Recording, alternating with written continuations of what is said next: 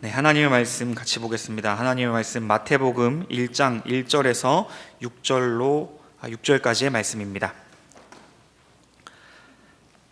마태복음 1장 1절에서 6절 상반부까지 말씀 함께 보도록 하겠습니다. 제가 하나님의 말씀 봉독하겠습니다.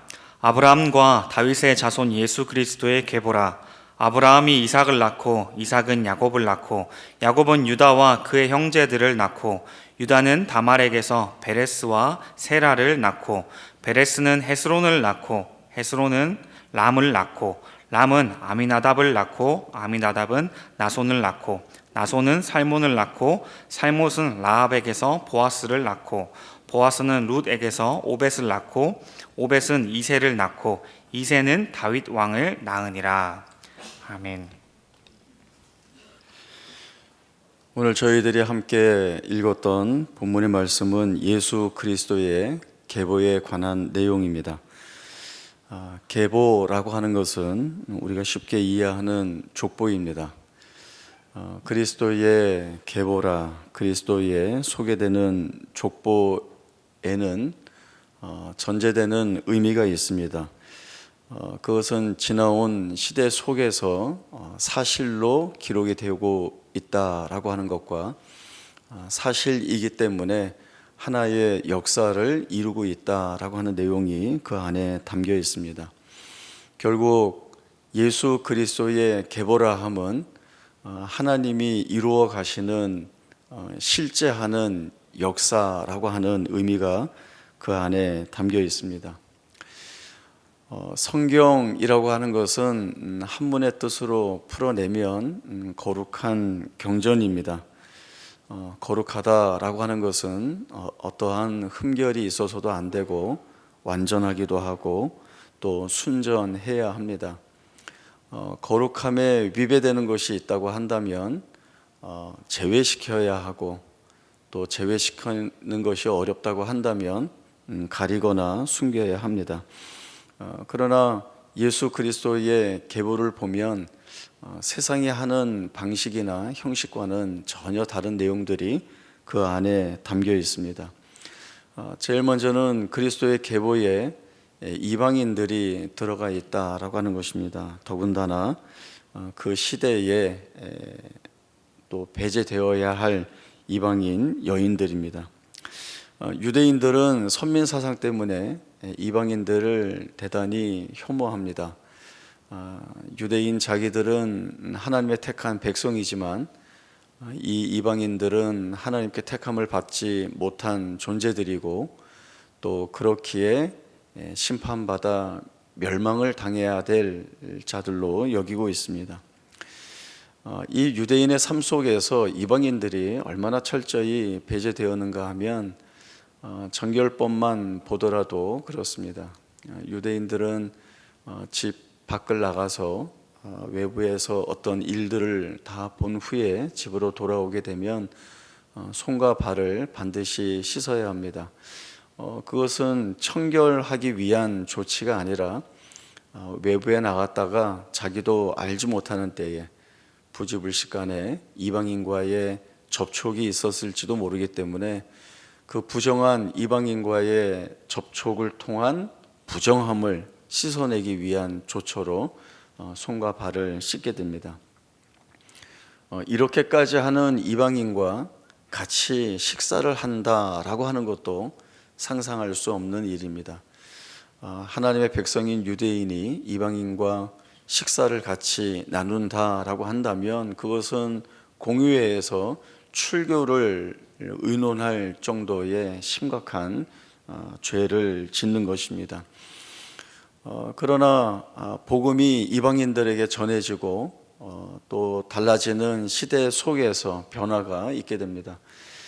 바울이 수리아 지역에 있는 안디옥 교회를 이방인의 선교 전초 기지로 삼게 됩니다.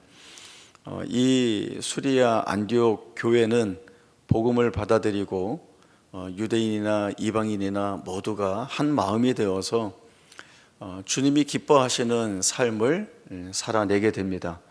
그들의 삶을 통하여서 이들이 이 그리스도인이다라고 하는 칭호를 처음 받게 되기도 합니다. 이 수리아 안디옥 교회 성도들은 유대인과 이방인 모두가 함께 식사 교제를 나누기도 하고 또 주님의 성찬을 한 자리에 모여서 같이 나누기도 합니다. 수리아 안디옥 교회의 이러한 복음적인 삶의 모습이 예루살렘에 있는 사도와 또 성도들에게 전해지기도 되고 또 한때는 베드로가 이 수리아 안디옥 교회로 내려와서 다른 유대인들이 그러하듯이 이 이방인들과 함께 식사를 하기도 합니다. 그런데 그때 사건이 하나 일어나게 되죠. 베드로가 이방인들과 함께 식사하다가 유대로부터 어떤 사람들이 내려왔다라고 하는 소식을 듣고는 그 식사하는 자리에서 일어나 도망을 가게 됩니다. 태생적으로 지니고 있는 그 유대인의 정체성이라고 하는 이 한계를 벗어나지 못했던 한 면을 보여주고 있습니다. 나중에 이 일로 인해서 베드로는 바울로부터 심한 책망을 받게 됩니다. 예루살렘의 교회의 수장인 당신이 이러한 자리에서 도망을 가버리게 되면 복음으로 인하여 참 자유 안에 부름받은 우리 모두가 어떤 모습으로 보이게 되겠는가라고 하는 내용들이었습니다. 그러나 복음은 유대인과 이방인과 나뉠 것 없이 모두를 하나로 묶어내시는 귀한 은혜의 내용들이 되고 또 이 일들은 복음 안에서 참 자유가 주어졌다라고 하는 사실들을 우리로 하여금 보게 합니다. 그렇기 때문에 그리스도의 계보에 이방인들이 들어가 있다라고 하는 것은 하나님의 역사 안에서 볼 때에 전혀 문제가 되지 않는 일들이라고 말할 수 있습니다. 또 하나는 숨기고 가려야 할 어떤 부분에서는 죄라고 할 내용들이 그대로 기록이 되어 있습니다. 유다는 며느리 다말에게서 베레스와 세라를 낳게 됩니다. 또 다윗은 우리아의 아내 바세바에게서 솔로몬을 얻게 됩니다. 그리스도의 계보가 주목시키고자 하는 것은 그리스도의 역사가 세상의 인식에 달려있지 않다, 좌우되지 않는다, 사람의 역사에 있지 않다라고 하는 것들을 전적으로 드러내 보여주고 있습니다. 이것은 하나님의 역사이고 하나님이 드러내실 일이라고 하는 겁니다. 그렇기에 그리스도의 계보는 이렇게 시작을 하고 있습니다. 아브라함과 다윗의 후손이라는 말입니다. 로마서 4장에 보면 이 아브라함에 관한 말씀이 나오고 있습니다. 만일 아브라함이 행위로서 의롭다함을 얻는 것이라고 한다면 자랑할 것이 있겠지만 행위로 얻은 것이 아니기 때문에 하나님 앞에서는 없다라고 하는 말을 합니다. 성경이 말씀하는 바는 아브라함이 하나님을 믿음에 그것이 그에게 의로 여겨졌다라고 하는 것입니다. 아브라함이 이룬 것이 하나도 없다는 것이죠. 하나님이 아브라함에게 주신 약속, 이 약속을 아브라함이 믿을 때에 그것이 그의 생애에서 하나님이 이루어내시는 역사의 내용들이 되었다라고 하는 것입니다. 하나님은 아브라함에게 후사를 주시기로 약속하셨습니다. 그러나 인간적인 생물학적인 면으로 볼 때에 아브라함이나 사라에게는 이 후사를 만들어낼 만한 어떤 기능이나 작용들이 아무것도 없었습니다. 아브라함은 나이가 많았고 사라는 아이를 낳을 수 있는 육신이 아니었습니다. 그럼에도 불구하고 이 아브라함과 사라에게 하나님이 약속하신 후사가 주어졌다라고 하는 것은 하나님이 약속 주신 대로 이루어내신 결과라고 생각할 수 있습니다. 이 사실을 아브라함이 붙들고 믿었을 때에 하나님이 이것을 의로 여기셨다라고 하는 겁니다. 아브라함이 붙들고 믿었던 하나님은 어떤 하나님이십니까? 죽은 것을 살리시고 없는 것을 있는 것으로 부르시는 하나님이시다라고 하는 겁니다. 하나님은 다윗에게 영원한 왕권을 허락하셨습니다. 하나님은 다윗에게 너는 내가 거할 집을 짓지 말라는 말씀을 주셨습니다. 그리고 이어서 주신 말씀이 내가 양떼를 따라다니던 데에서 내 백성 이스라엘의 주권자로 삼았고 내가 어디로 가든지 내가 너와 함께 있어 내 모든 대적을 내 앞에서 멸하였은즉 세상에서 존귀한 자들의 이름 같은 이름을 내게 만들어 주리라 라고 하는 약속이었습니다.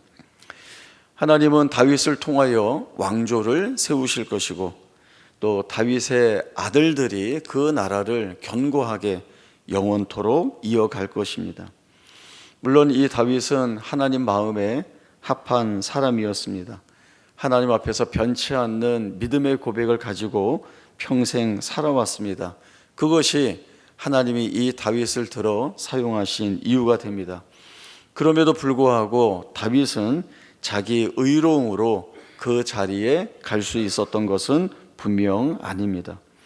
하나님께서 다윗을 택하셨고 그에게 왕권을 허락하셨고 그리고 그 영원한 왕권 안에서 그의 후손으로 그리스도가 오게 하셨습니다. 이것이 하나님이 행하신 역사입니다. 하나님은 이 역사 안으로 우리도 동일하게 불러내셨습니다. 우리 가운데 내가 예수를 믿어야 구원을 받을 수 있다 스스로 깨달아 예수 믿은 사람이 어디에 있습니까? 내가 죄인인데 이 죄인의 자리에 그대로 머물러 있으면 멸망당하는 심판을 받을 수 없기에 내가 구주를 찾아야겠다 이렇게 깨닫고 구주 앞으로 나온 사람이 어디에 있습니까?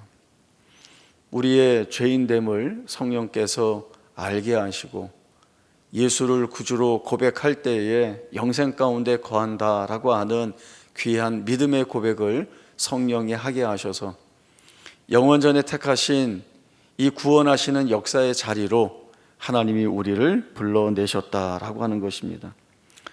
하나님은 오늘 이 자리에 이르기까지 우리의 생애에 구속, 구원이라고 하는 하나님이 이루실 이 귀한 역사를 가지고 찾아오셨고 우리의 삶에 개입하셔서 하나님의 구원의 역사를 이루어 내셨습니다. 이 은혜로 우리가 오늘까지 하나님의 택함을 받은 백성으로 주의 자녀로 부름받은 이 자리에 서서 살아가고 있습니다. 오늘 성찬의 말씀을 나누다 보면 나를 기념하라 하신 주님의 음성을 우리가 듣게 됩니다. 그것은 우리를 구원하시기 위하여 자신의 몸을 찢으시고 새 언약 가운데 우리를 불러 세우시기 위하여 우리를 위하여 흘리신 그 피를 돌아보게 합니다. 귀한 역사의 자리에 부름받고 있는 우리의 생애는 그 누가 인정하지 않는다 할지라도 하나님이 내 백성으로, 내 자녀로, 내 구원의 존재로 삼으셨기 때문에 우리는 부르신 그 자리에서, 세워주신 그 자리에서 구원과 은혜를 노래하며 하나님이 역사하신 그 역사의 삶을 살아낼 책임들이 우리에게 있습니다.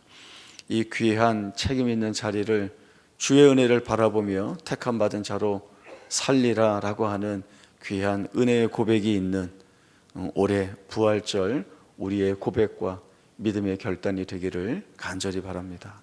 기도하겠습니다. 하나님 아버지 은혜를 감사합니다. 부활의 소망이요 주 되신 우리 주님께서 우리를 위하여 십자가에서 죽으시고 그 대속의 결과들을 통하여 우리를 주의 백성 되게 하셨습니다. 영원하신 하나님의 구원의 역사 속에서 우리를 위하여 행하신 생생한 살아있는 하나님의 역사가 오늘 우리의 삶에 하나님을 나의 하나님으로 주를 나의 주로 고백하는 주의 백성 되게 하셨습니다.